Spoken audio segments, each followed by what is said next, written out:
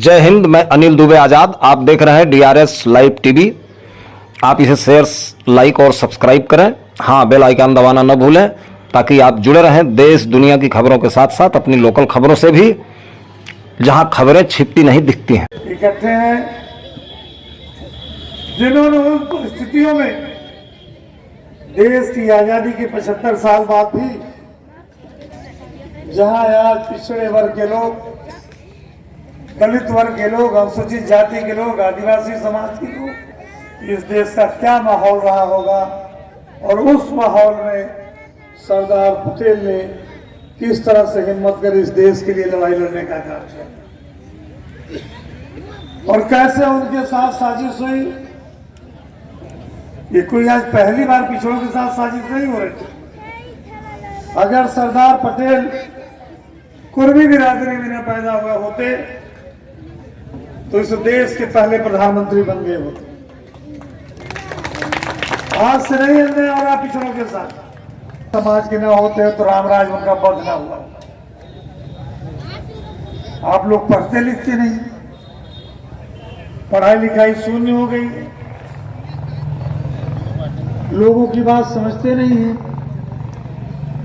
अभी मैं एक 2-3 दिन पहले हमें कुछ साथी मिले, पता लगा कि इन 1.5 सालों के अंदर भारतीय जनता पार्टी की सरकार के इस दूसरे कार्यकाल में आपकी इस विधानसभा क्षेत्र की मूर्ति प्रशासन द्वारा जबरदस्ती उठाकर थाने में रखवा दी गई। क्या ये बात सही है कि नहीं? सही है कि नहीं? हमारे ब्लॉक अध्यक्ष भी यहाँ बैठे हुए हैं, मैं भी देखा, क्षमा करिएगा विक्रम भाई। वीरांगना फूलन देवी की मूर्ति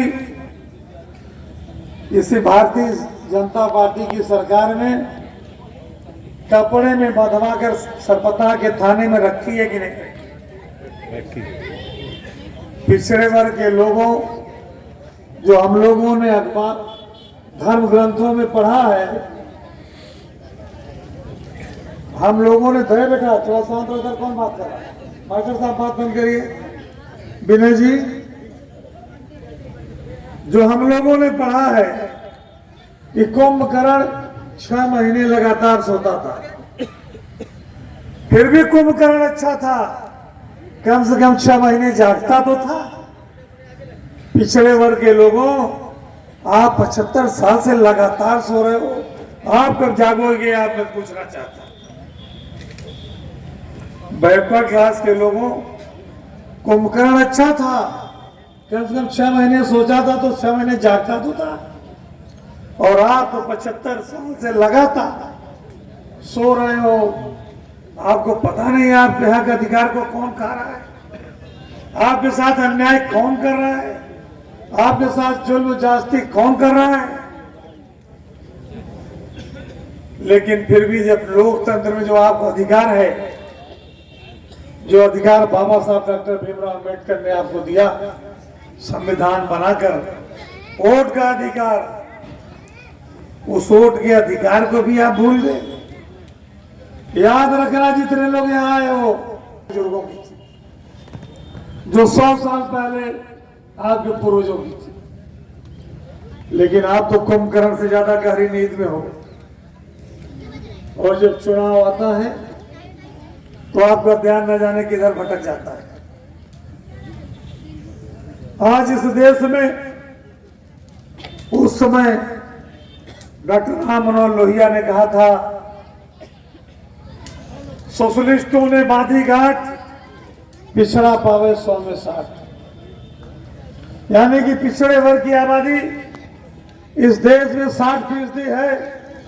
60% लोगों को जमीन पर, जायदाद पर, संपत्ति पर, कारखाने पर, राजनीति पर, नौकरी पर, बैंक पर 60% पिछड़े लोगों का हक और अधिकार होना चाहिए।